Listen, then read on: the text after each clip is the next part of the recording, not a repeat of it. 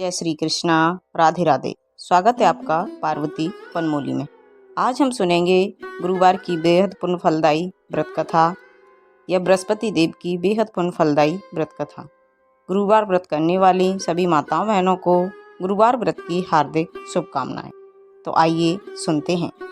कहा जाता है गुरुवार व्रत करने से बृहस्पति देवता प्रसन्न होते हैं। यह व्रत अत्यंत फलदायी है। अग्नि पुराण के अनुसार अनुराधा नक्षत्र के युक्त गुरुवार से आरंभ करके 7 गुरुवार व्रत करने से बृहस्पति ग्रह की हर पीड़ा से मुक्ति मिलती है। आइए अब सुनते हैं बेहद पुण्य फलदायी व्रत कथा।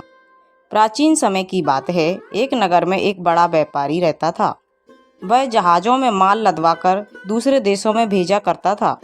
वह जिस प्रकार अधिक धन कमाता था उसी प्रकार जी खोलकर दान भी करता था, परंतु उसकी पत्नी अत्यंत कंजूस थी। वह किसी को एक दमड़ी भी नहीं देने देती थी। एक बार सेठ जब दूसरे देश व्यापार करने गया तो पीछे से बृहस्पति देव ने साधु वेश में उसकी पत्नी से भिक्षा मांगी।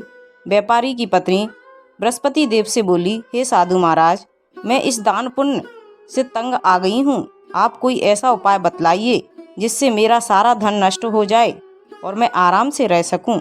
मैं यह धन लुटता हुआ नहीं देख सकती। बृहस्पति देव ने कहा, हे देवी, तुम बड़ी विचित्र हो। संतान और धन से कोई दुखी होता है क्या भला? तू महाराज बोले, अगर अधिक धन है तो इसे शुभ कार्यों में लगाओ, गरीब कन्याओं का विवाह कराओ, विद्यालय बनवाओ, बाग बगीचों का निर्माण कराओ। ऐसे पुण्य कार्य करने से तुम्हारा लोक परलोक सार्थक हो सकता है। परंतु साधु की इन बातों से व्यापारी की पत्नी को कोई खुशी नहीं हुई।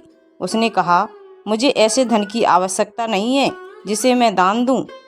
तब बृहस्पति देव बोले, यदि तुम्हारी ऐसी इच्छा है तो तुम एक उपाय करना।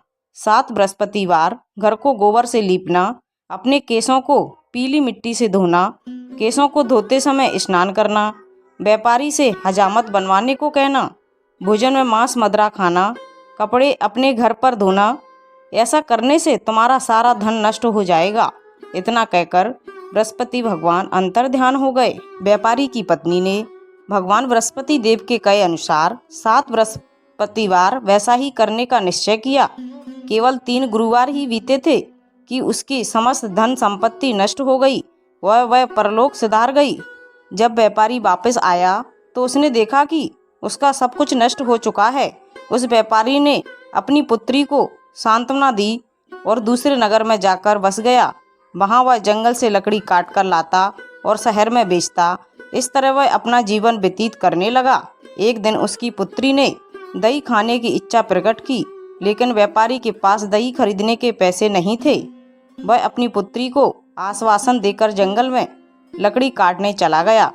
वहाँ एक पेड़ के नीचे बैठ अपनी पूर्व दशा पर विचार करने लगा और रोने लगा। उस दिन गुरुवार था। तभी वहाँ बृहस्पति भगवान साधु के रूप में सेठ के पास आए और बोले, हे मनुष्य, तू इस जंगल में किस चिंता में बैठा है? तब व्यापारी बोला, हे महाराज, आप सब कुछ जानते हैं। इतना कहकर व्यापारी अपनी कहानी सुनाकर रो पड़ा। बृहस्पति देव बोले, देखो बेटा, तुम्हारी पत्नी ने बृहस्पति देव का अपमान किया था, इसी कारण तुम्हारा यह हाल हुआ है। लेकिन अब तुम किसी प्रकार की चिंता मत करो। तुम गुरुवार के दिन बृहस्पति देव का पाठ करो। 2 पैसे के चने और गुड़ को लेकर जल के लोटे में शक्कर डालकर वह अमृत और प्रसाद अपने परिवार के सदस्यों और कथा सुनने वालों में बांट दो। स्वयं भी प्रसाद और चरणामत लो। भगवान तुम्हारा अवश्य कल्याण करेंगे।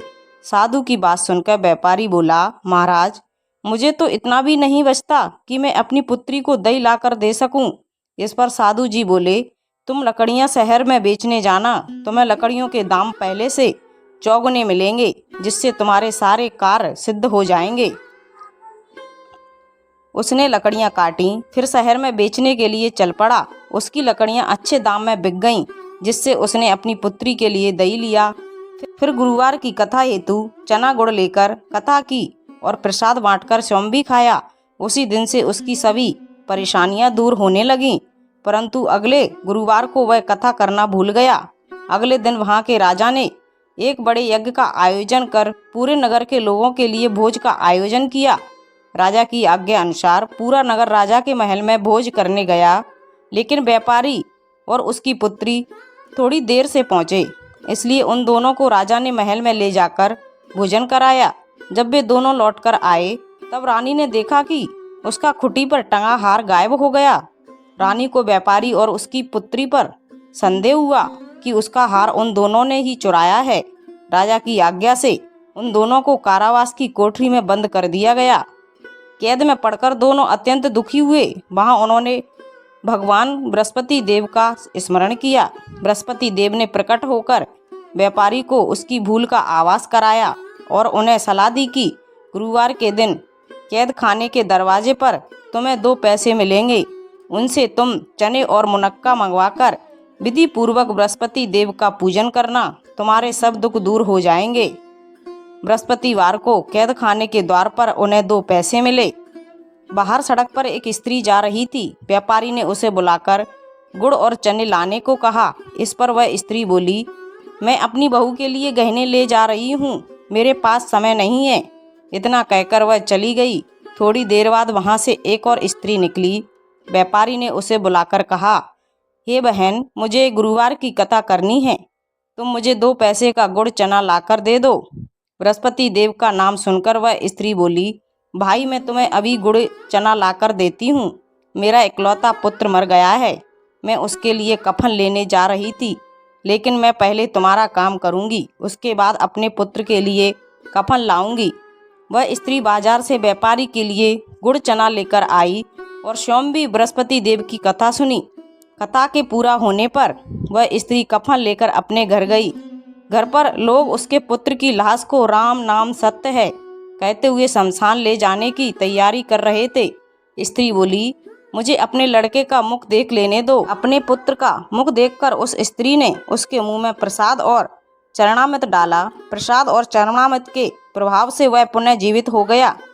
पहली स्त्री जिसने बृहस्पति देव का निरादर किया था, वह जब अपने पुत्र के विवाह हेतु पुत्र वधू के लिए गहने लेकर लौटी और जैसे ही उसका पुत्र घोड़ी पर बैठकर निकला, वैसे ही घोड़ी ने ऐसी उछाल मारी कि वह घोड़ी से गिरकर मर गया। यह देख स्त्री रोक रोक कर बृहस्पति देव से क्षमा याचना करने लगी। उस स्त्री को याचना से बृहस्पति देव साधु वेश में वहां पहुंचकर कहने लगे, देवी, तुम्हें अधिक विलाप करने की आवश्यकता नहीं है। यह बृहस्पति देव का अनादर करने के कारण हुआ है। तुम वापस जाकर मेरे भक्त से क्षमा मांगकर कथा सुनो, तभी तुम्हारी मनोकामना पूर्ण होगी। जेल में जाकर उस स्त्री ने व्यापारी से माफ़ी मांगी और कथा सुनी। कथा के पूरा होने पर प्रसाद और चरणामृत लेकर अपने घर वापस गई। घर आकर उसने चरणामृत अपने पुत्र के मुख में डाला। चरणामृत के प्रभाव से उसका पुत्र भी जीवित हो गया।